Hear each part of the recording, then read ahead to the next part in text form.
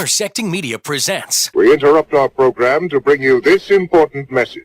The next thing in late night talk. Here we go. While you're working, eating, and playing, he's watching. It'll be like old times. Keeping you informed. Thank you. Jason Page. Demented and sad, but social. Covering all the day's news from a studio somewhere in Southeast Asia. Worldwide! And talking about it with you. Blah, blah, blah. You're Up Late with Jason Page. Hooah! Or up early. Good morning. But just stay up. It is time. Here's Jason. All right, it's Friday. Friday. That what Al Roker used to always say? Maybe he still does. Hi, I'm Jason. Thank you, Chad Erickson, for the introduction. Up Late, the Friday night edition. We are live. Might be late where you are.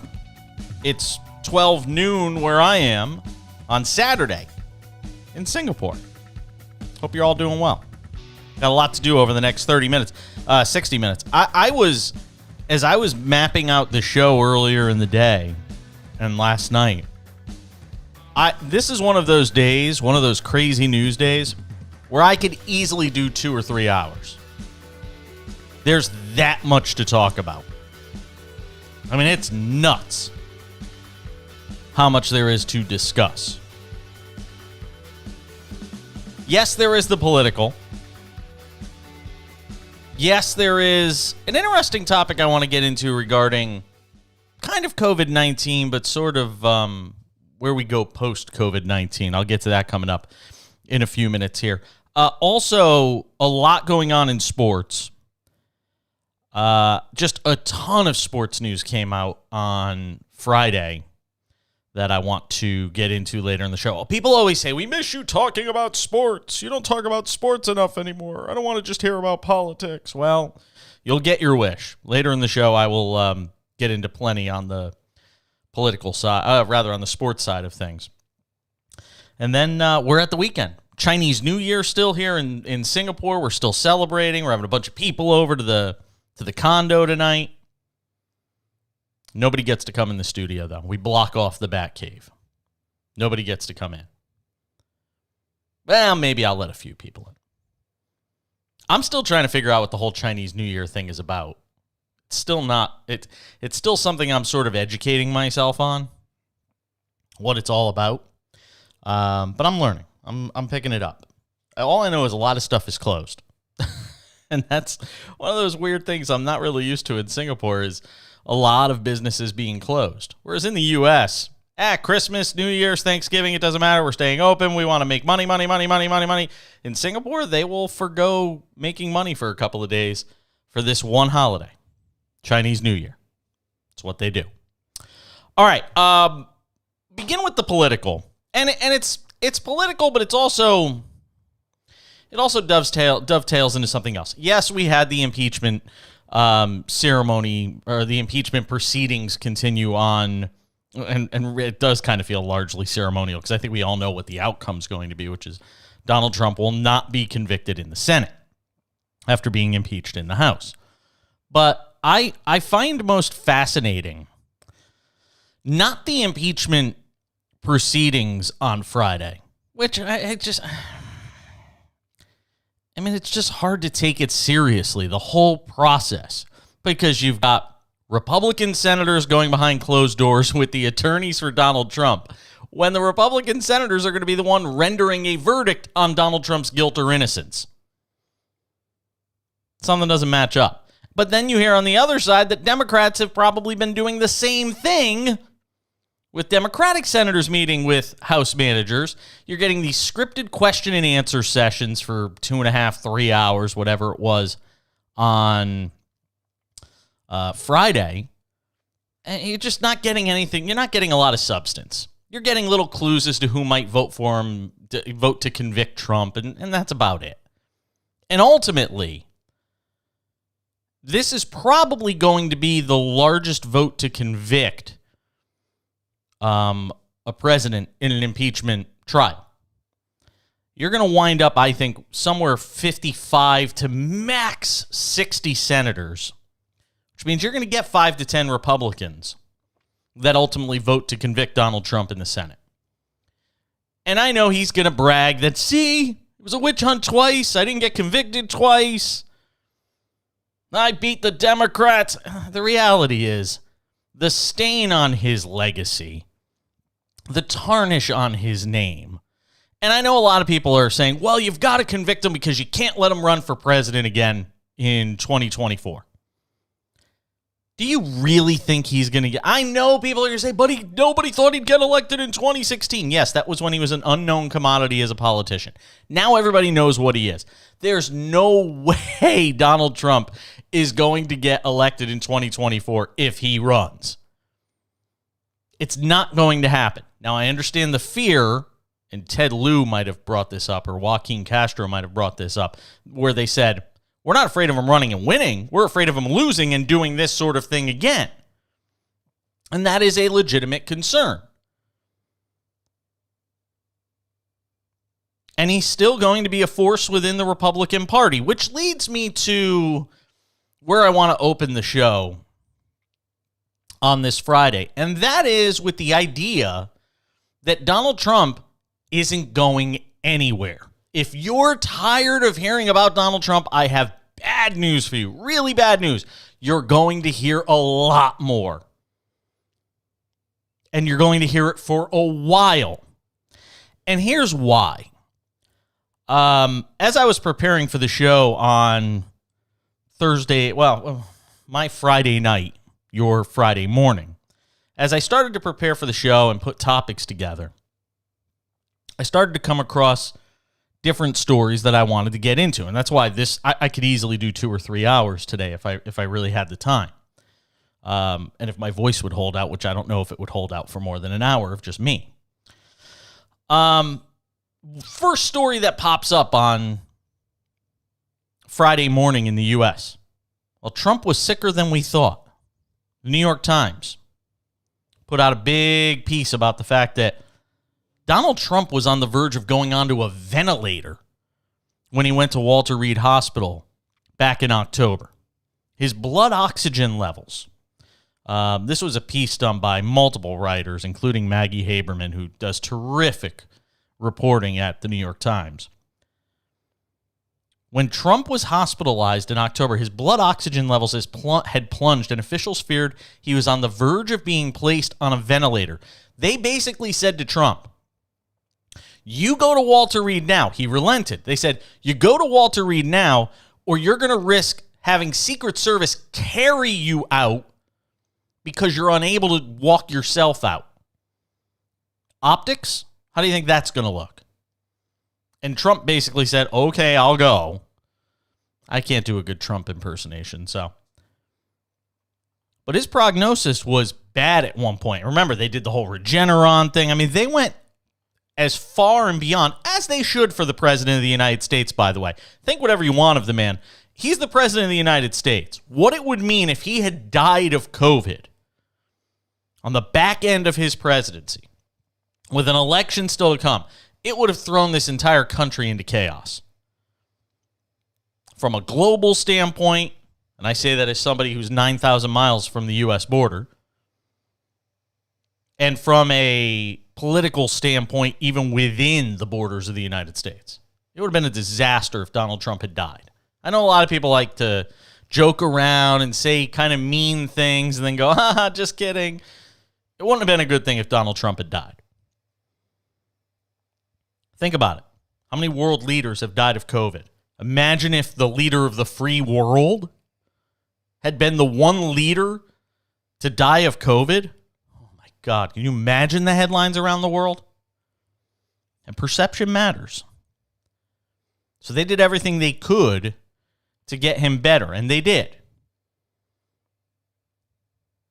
But this is an example of why the Trump story, the Trump drama, the Trump soap opera, so to speak, isn't going away.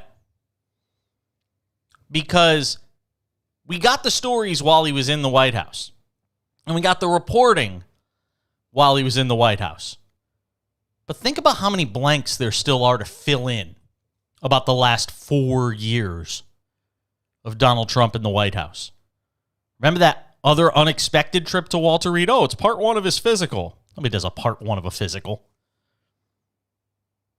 Remember when he could barely hold a glass of water and needed help, needed to use his other hand to help lift it up? There are so many untold stories from the last 4 years. And now is the time where those are going to start coming out. And they're going to keep coming out. And this story today of Trump being sicker than we thought, which, by the way, is anybody shocked to see that story? That Trump was actually sicker than any of us had believed? Of course not. Only a fool would be shocked. Only the most ardent Fox News bubble boy or bubble girl would be shocked to learn, because Fox News probably barely reported on it, that Donald Trump was actually sicker than we thought. You mean he wasn't just able to walk in and out of the hospital? He was perfectly fine. He wasn't perfectly fine. I don't understand. Everything I've been told tells me Trump is fine and it's being blown out of proportion. Come on. You know better. Trump was very sick. 74. He's overweight. He doesn't eat healthy. And the only activity he gets is on the golf course, and that's with him driving around on the course. And by the way, you know who else takes a hit in this story about Trump and the coronavirus, right? Remember that physician of his, Dr. Sean Conley? How would you like to have him as a doctor? When you look at how much he repeatedly played down the idea of how sick Trump was. One briefing, Dr. Sean Connolly said, Mr. Trump was receiving X-ray and CT scans, but when asked about whether there was evidence of pneumonia or damage to the tissue, he would only say there were expected findings, but nothing of major clinical concern. And again, all of this plays into a lack of trust in government. There is an enormous trust gap right now between the electorate and the government. Doesn't matter what party you're in. You don't trust politicians. And nothing that happened over the last 4 years is going to change that. If anything, it exasperated the problem of people not trusting the government. What happened over the last 4 years that would make you more likely to believe anything that comes out of the mouth of your political leaders? Nothing. And that's going to be something that's difficult for... That's going to be something that's very difficult for Joe Biden to even overcome, no matter what you think of him. I'll get to him a little later on in this first half hour of the show. But this is just one of many stories that you're going to get over the next month, 6 months, year, 2 years. And especially if Trump decides to remain relevant in the Republican Party, which clearly he still has a desire to do as of now. That may all change depending on future events, whether he's prosecuted under the law. Georgia may be going after him for election interference. He may lose some prized real estate in New York. I mean, he's got so many problems that, I mean, he is staring down the chamber of a gun right now. And he just better hope somebody doesn't pull the trigger. Somebody's going to soon. And I mean that figuratively. I don't mean that literally before anybody says, oh my God, you're talking about a gun and the president. That's what's wrong. It's a metaphor for the kind of trouble he's facing. Don't know what a metaphor is? Look it up. Starts with an M. So you're going to get more of these Trump stories. And we're going to talk about them. Because it's part of history, and it's history that we lived through. And I also think it's important from the perspective of if we are to move on, everybody talks about it's time to heal as a nation, it's time to come together. That's all part of the process. You can't simply say, the last 4 years is done. We're moving on. We're on to 2024. Can't do it. You have to be able to still litigate what happened over the last 4 years, get the facts behind what actually happened over the last 4 years if you are to move on. So I think you're going to get a lot more Trump stories, and when you do, we'll cover them. Nikki Haley was in the news. I'll get to that in a minute. But as much as we talked about, impeachment today, the story of the day regarding the attack at the Capitol on January 6th wasn't what transpired in the impeachment hearings today with the defense for Donald Trump trying to make its case, and clumsily so. The story came right after those proceedings concluded in the Senate chamber. And that was the story that CNN broke. Their Jamie Gangel, breaking the story of what actually transpired on January 6th while the Capitol was under attack, while House Minority Leader Kevin McCarthy was holed up in a bunker somewhere below the Capitol. And he called Donald Trump to say, call off the dogs, wave them off. And Trump wouldn't do so. And Trump tried to tell him, no, it's Antifa. It's not my followers. It's not my supporters, so I'm not going to say anything. And McCarthy basically shut him down and said, no, this is your followers. These are your people. Call off the dogs. And Donald Trump said, well, Kevin, maybe they just care about the election more than you do. To which Kevin McCarthy said, and pardon my language here, because every other outlet that you watch on cable won't actually use the words, he said, who the fuck do you think you're talking to? Now, obviously, on some level, they patched things up, or to some degree, because Kevin McCarthy went down to Mar-a-Lago after Trump left the White House and kissed the ring because he wanted donor names and phone numbers and addresses because he knows Republicans want to try and take back the House in 2022. And Donald Trump still didn't give him the donor information he was looking for, the donor contact lists. So Kevin McCarthy went and debased himself after this guy left him to die in the Capitol on January 6th. Kevin McCarthy went to Mar-a-Lago, got down on bended knee, debased himself in front of this orange monster, and he still didn't get what he wanted. How do you feel if you're Kevin McCarthy right now? I mean, can you even wash that stain off of you? That stench, that filth of rolling around with Donald Trump at Mar-a-Lago, laughing at his bad jokes, kissing up to him, and then before you leave say, so by the way, when can I get those lists? And he says, you're not getting them. How do you feel if you're Kevin McCarthy? How do you look those Republican congressional leaders in the eye when you get back to Washington after that trip and you come back empty? Nothing. How do you look them in the eye? After you had this knockdown, drag-out fight with him over the phone because he wouldn't call off the dogs when they came for you at the Capitol. How do you feel if you're Kevin McCarthy? Ugh. I don't know how you get that stench off of you. You're up late with Jason Page. I am Jason. If you got anything to say, put it in the chat box. I will read it as we move along through the show.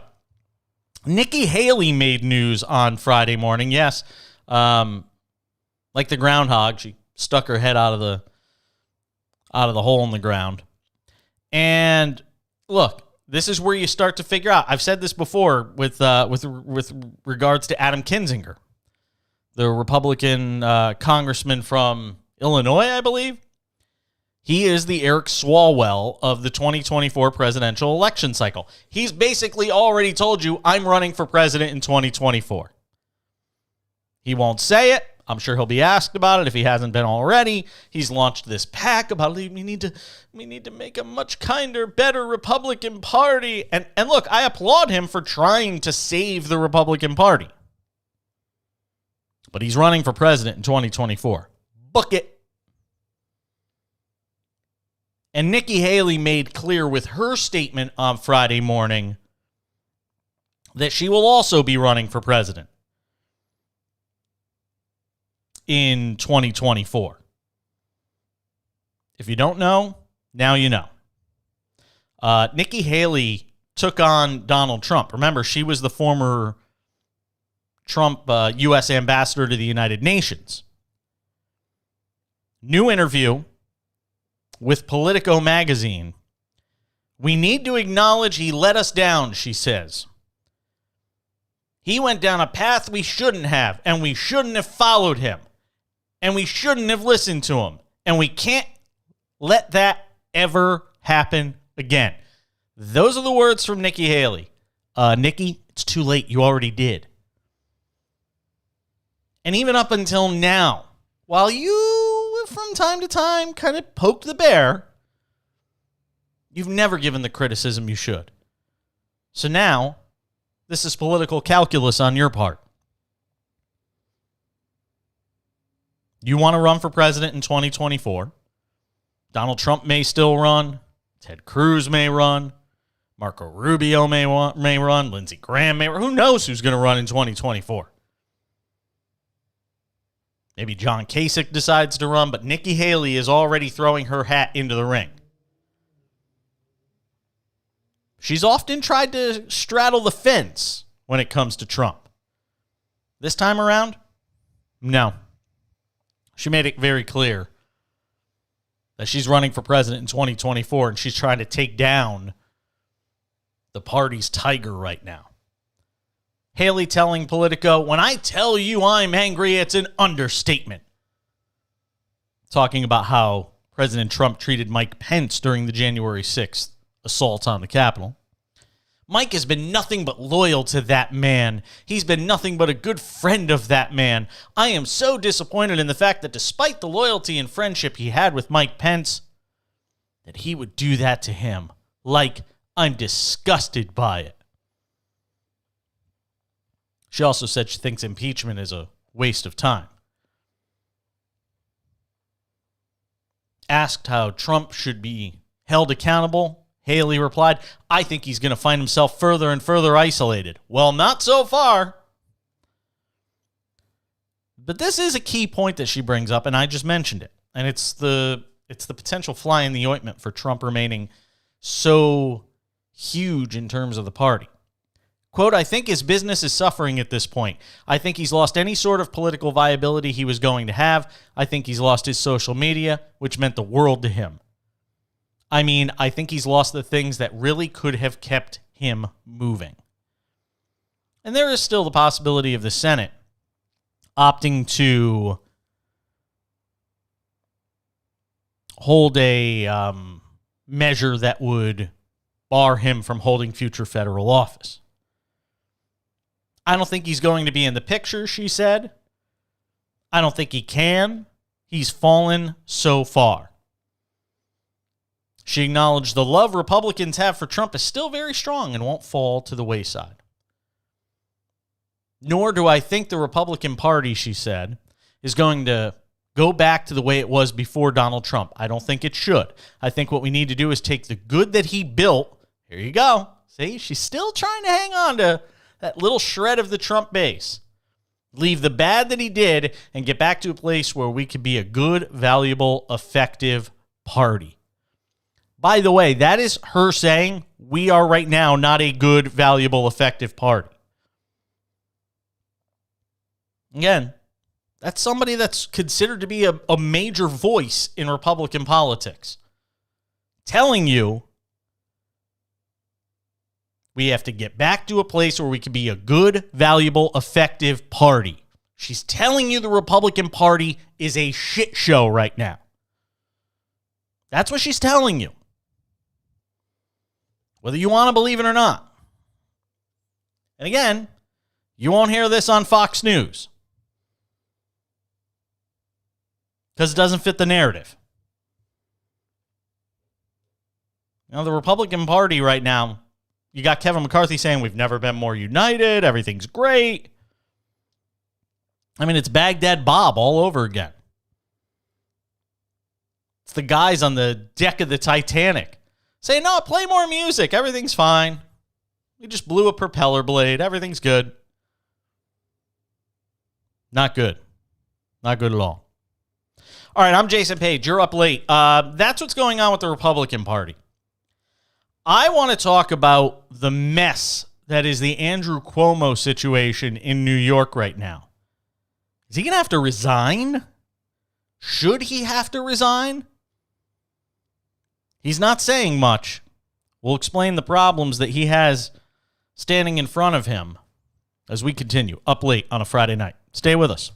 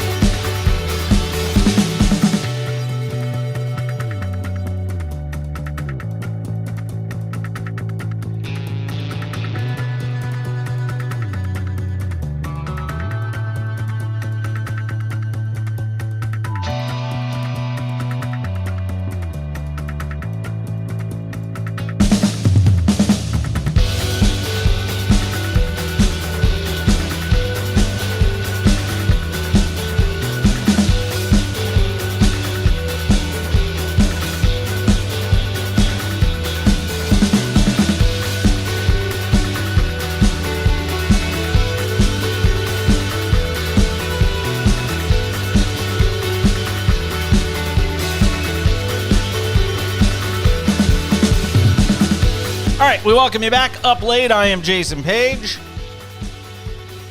Thanks for being part of the show.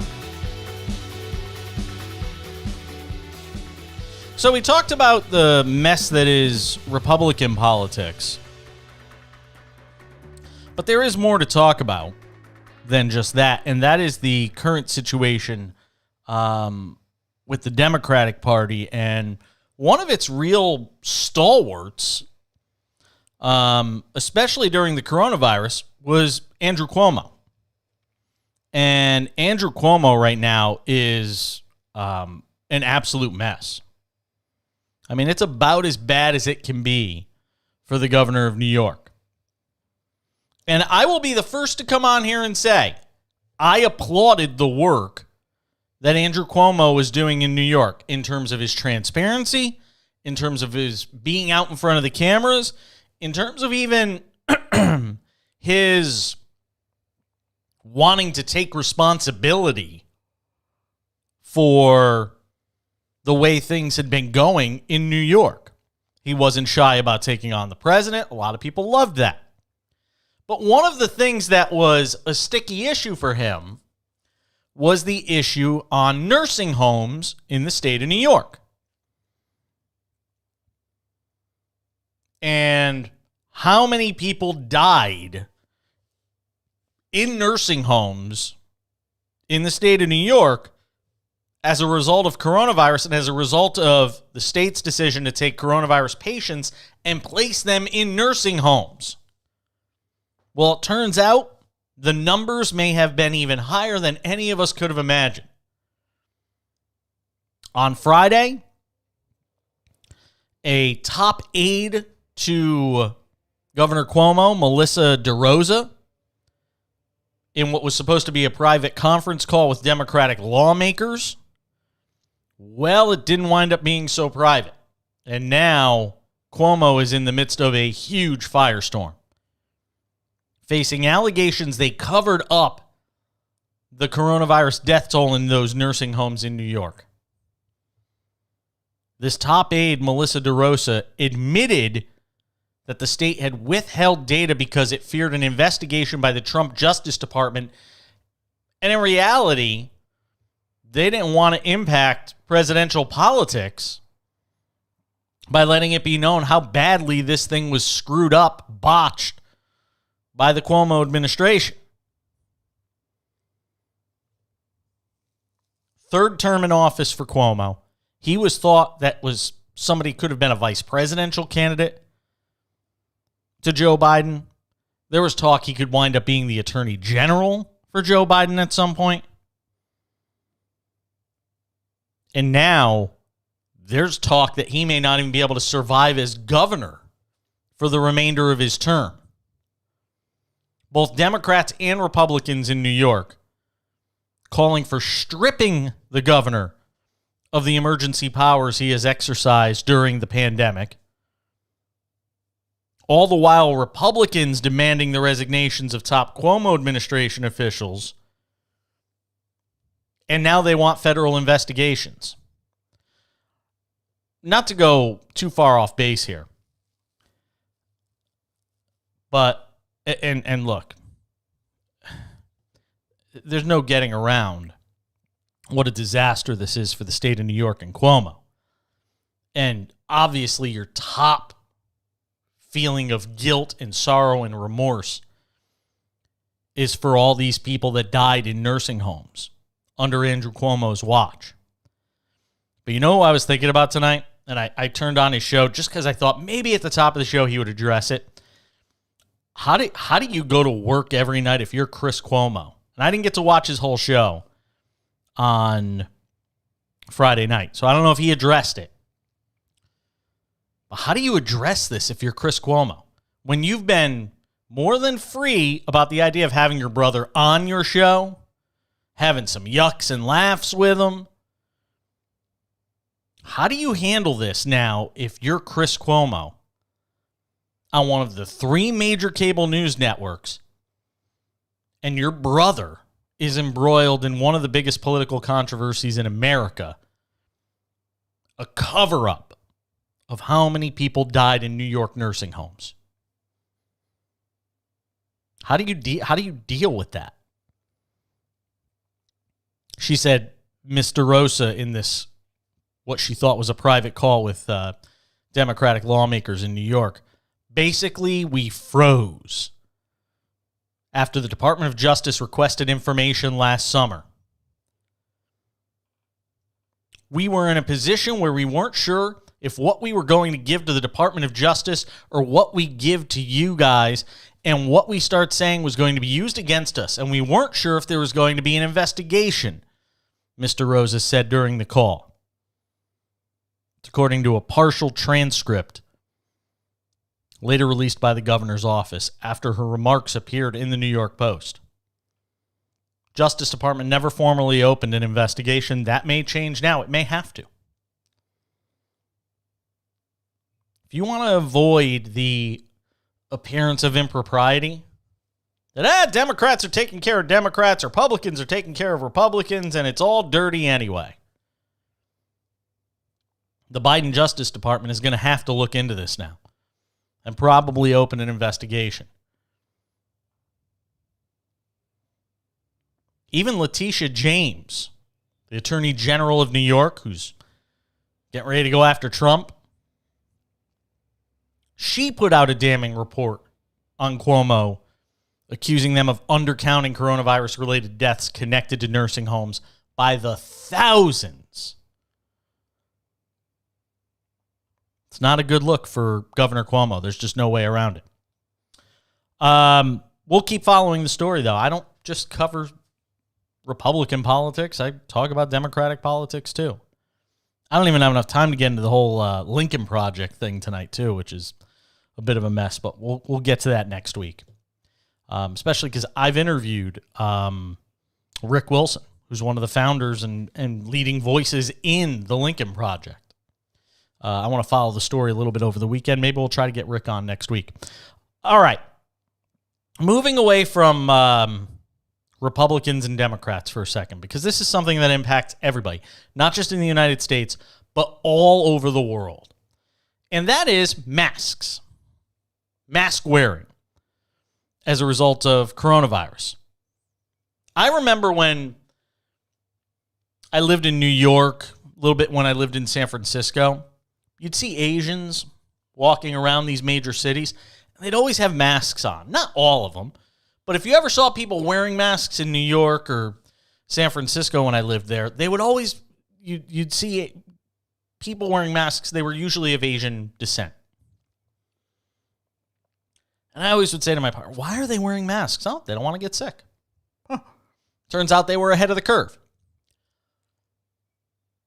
And then when I came to Southeast Asia, where I am in Singapore over the last few years, even before coronavirus, I'd see people wearing masks. Why are they wearing masks? There's no reason. No, they want to stay safe. So mask wearing is something that has been prevalent in the Asian culture for many years before coronavirus ever blew up the world. But I was thinking about something last night and then again today. And I want to get your guys' thoughts on this because I think it's a fascinating topic. I put up a poll. I put up a poll as well at cited.co. Great site if you're ever just looking to weigh in on different polls and debates on various topics, politics, sports, entertainment, COVID, lifestyle, anything. Cited.co is a great website to do that. But I put up a poll on Cited, and I asked, when the COVID-19 pandemic subsides, will you continue wearing masks in public places? And your initial knee-jerk reaction would be, no, of course. Of course I'll stop wearing masks once the pandemic's gone.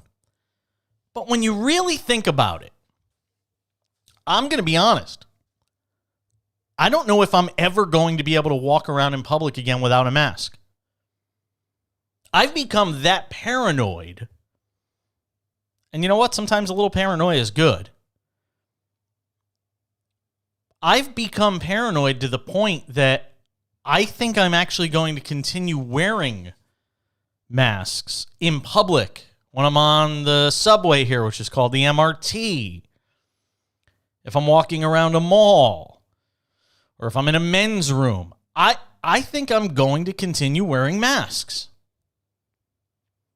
Because maybe coronavirus is, held in check now that we have vaccines, even though there is talk by many immunologists and such that now we'll be moving into an endemic, which is something that it really never ends. There will always be, like the flu, there will always be coronavirus. It will be managed and handled and treated better as we come up with better treatments, more effective treatments, more people are vaccinated. But coronavirus itself will not be going away. It's not going to be eliminated forever, like polio or something of that ilk. But I'm fascinated to know how many people, now that you've gotten used to wearing a mask because we've had to wear them for so long in so many places, if we're going to become a culture, much like I would see when walking around Asian countries when seeing Asians in New York and San Francisco wearing masks. I don't have any intention of stopping when it comes to wearing a mask. Am I going to wear one around my condo complex when I go to sit by the pool? No. Am I going to wear one as I sit there and eat dinner? No. But if I'm walking around in public amongst a crowd of people, yeah, I'm wearing one. Go to a concert, nightclub, bar, yeah, I'm probably wearing one. And I think you should too. Because maybe coronavirus didn't get you. Maybe you were one of the lucky ones. You weren't one of the 2 million plus people killed. May not always be that lucky. How many people died before we even knew what coronavirus was? How many people were already infected before we knew what coronavirus was? You could get the next thing before we even know there is a next thing. And again, I know this sounds like paranoia. I know it sounds like alarmist sort of talk. But I'm going to continue wearing masks even when coronavirus is no more. And I'm okay with that.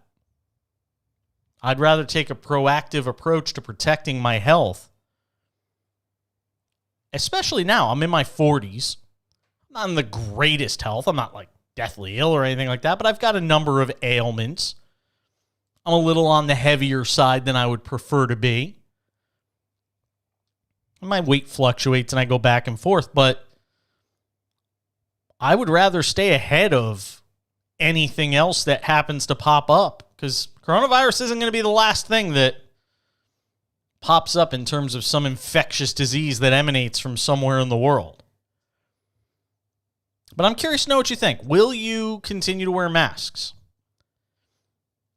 Again, we have a survey up at cited.co. I'm going to leave it up there for 3 days. We'll see what the results are when we come back on the air on Monday night. When the COVID-19 pandemic subsides, will you continue wearing masks in public spaces? That is the question I ask. Answer it at cited.co. That's cited.co. I'll also put it up on my Twitter feed at the back page. If you follow me on Twitter, at the back page. It'll also go up on our Facebook page for Intersecting Media, as well as my personal Facebook page. Will you continue wearing masks after COVID-19? Kind of stylish. I think, it's funny. I had this conversation with my partner. And I might have had it with somebody else too. I don't remember. Everybody looks good with a mask on. Everybody looks great. You see people out in public, and that sort of ninja look with the mask on. Everybody looks good. And then sometimes people pull the mask off, and man, I don't look as good as I thought. But I think you're going to see a lot of people continue to wear them. I don't think it's going to be 80% of the population, but I wouldn't be shocked if half the population continued wearing them. 40, 30, 40%. I think it's better for your health. I really do. Let me know what you think. Cited.co. Go and look for my question there. It's under my name, Jason Page. All right, stick around. We're coming back with more of Up Late. I'm going to finish the show with some sports because everybody says I don't talk about sports enough anymore. Well, we're going to talk about it next, Up Late.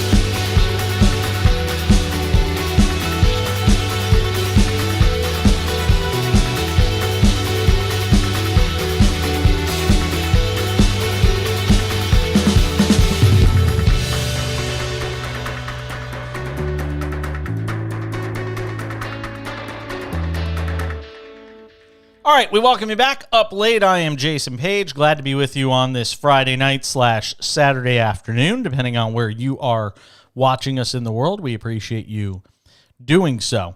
I want to go to New Zealand, by the way. Before I get into the sports stuff, I want to get to New Zealand soon because I was watching something on social media last night, and it really got my attention. It was the fact that nobody has to wear a mask in New Zealand these days. Like, the country is totally open for business. Everything's great. It's kind of nuts. But very interesting to see what's going on in New Zealand. And now that I live in Singapore, New Zealand's only like a 7-hour flight, I think. Something like that.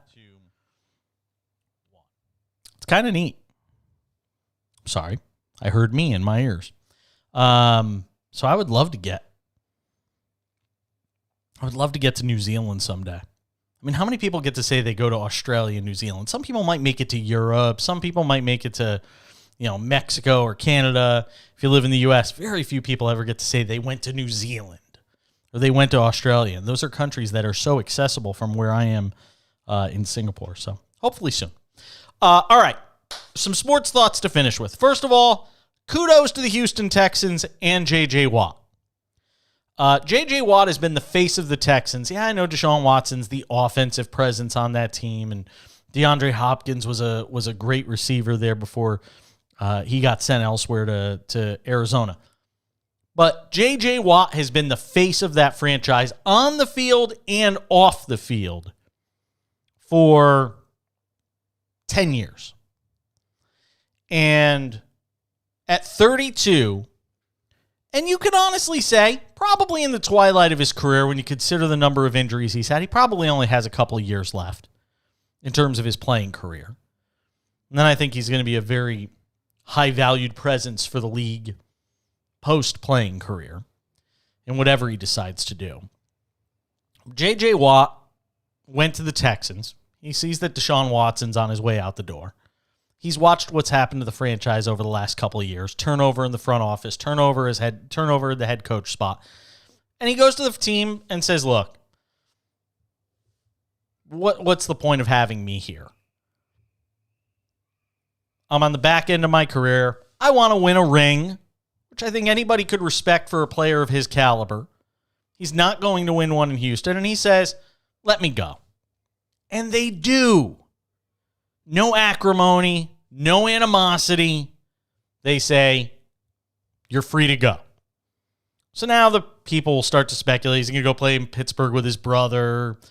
What are the spots that make sense for J.J. Watt? And there'll be plenty of days to talk about that during the NFL offseason, which just got underway. But Mike Florio, he's just, if you have nothing good to say, Mike Florio of Pro Football Talk, a former colleague of mine at NBC Sports Radio and NBC Sports, where I worked for several years. Mike Florio and Pro Football Talk posted something on their Twitter feed basically saying, well, everybody went nuts when Deshaun Watson said he wanted to leave the Texans organization. He demanded a trade and blah, blah, blah.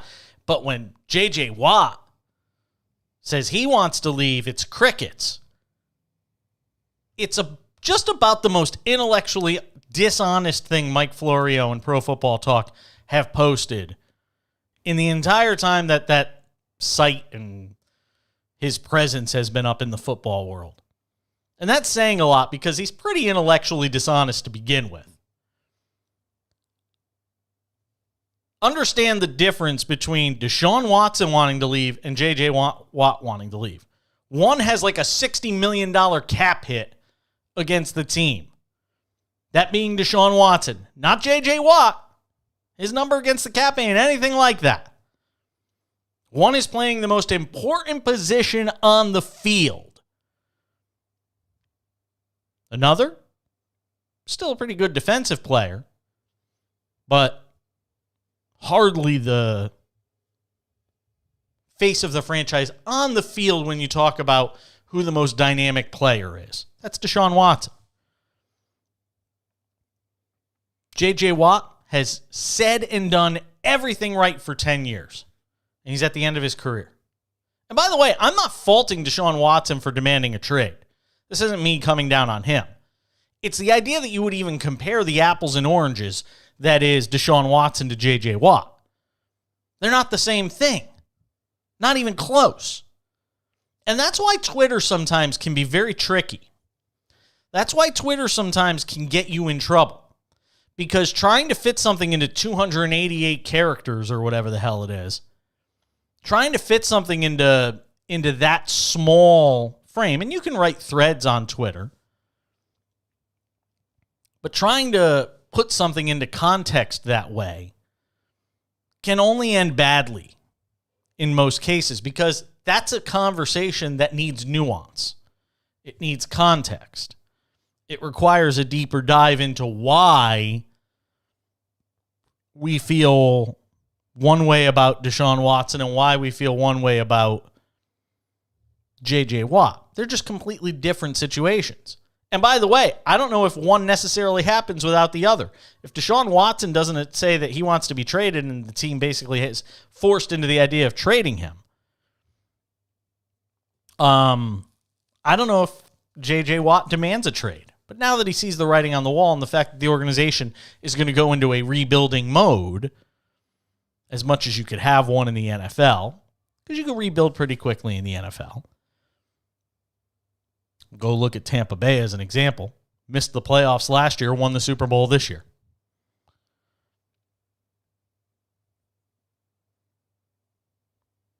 But I am fascinated to see where J.J. Watt lands. But to sit there and say that, well, one is being treated differently than the other. Yes, they're being treated differently because they're different stories, Mike.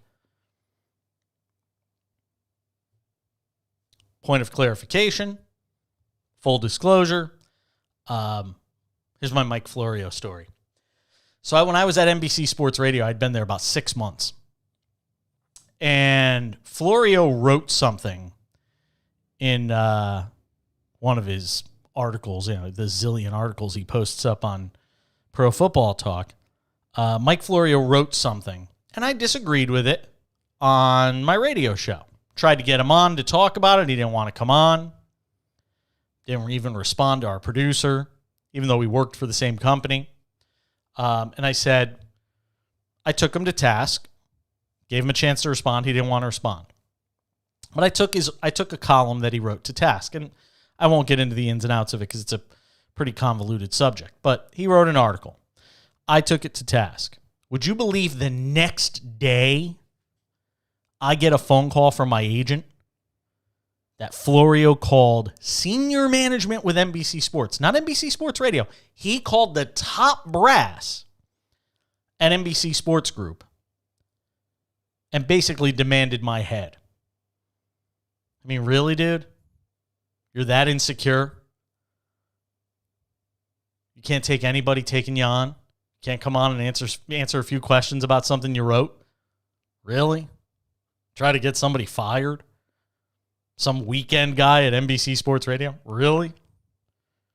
Do better. That's my point there. But I saw this tweet that Pro Football Talk put out, and I just had to laugh. You really do. All right. Australian Open. Novak Djokovic moves through to, I think, the round of 16? I don't know. He's taking on Milos Raonic in his next match. But the Australian Open is making news for different reasons right now. And the reality is, Novak Djokovic won his match with a midsection injury, and a lot of people aren't even sure if he's going to be able to complete the tournament. But if he does, there ain't going to be anybody there to watch it. Fans have been booted from the Australian Open just before a 5-day Victorian lockdown. The story at news.com.au. Fans were forced out midway through the fourth set of that Djokovic match with Taylor Fritz. 11:30 p.m., fans were booted from the venue because this 5-day Victorian lockdown began at 11:59 p.m., so they had to kick them out. Anti-lockdown protesters flooded the venue to take a stand against the third different hard lockdown in that province. So there isn't going to be any Australian Open fans, at least for the next 5 days. But Novak Djokovic is moving through to the next round where he'll take on Milos Raonic. He came back 1 in 5 sets against Taylor Fritz. What a crazy story, though. I honestly haven't been following the Australian Open as closely as I usually would. My rhythm here in terms of following sports is still all screwed up. Other than the Super Bowl and a little bit of playoff football, I haven't watched a ton of sports since getting here. I've watched almost no NBA. And here's what you have to remember. Baseball, which is played largely at night during the week, means me getting up at 7 or 8 a.m. It would mean me being up at 8 a.m. to watch a 7 p.m. start in the U.S. And eventually when the clocks shift back, it means me having to watch baseball games at 7 o'clock in the morning here, if you're watching them at 7 o'clock at night in New York, for example. So it's going to take some getting used to now that I'm living in Singapore full time in terms of watching baseball. But we will, and we'll cover it all, and we'll watch it. And there's a whole bunch of other sports stories that, unfortunately, we don't have enough time to get to because we're actually out of time on this episode of Up Late. But we'll get to them next week, too. That music means we're out of time. The weekend is here. Hopefully it's a good one for you. I still got these Chinese New Year packets. I don't know how much money are in them. They were given to me. I don't know how much money they give for Chinese New Year. I don't have to give any this year. I'll give them out next year because I'm kind of new to the whole thing. I don't know. See what I got.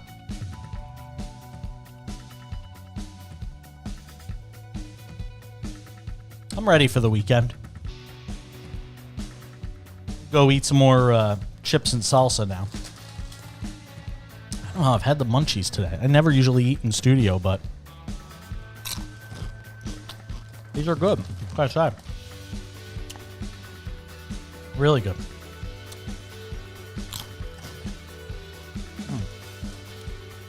It's this habanero salsa from Tostitos.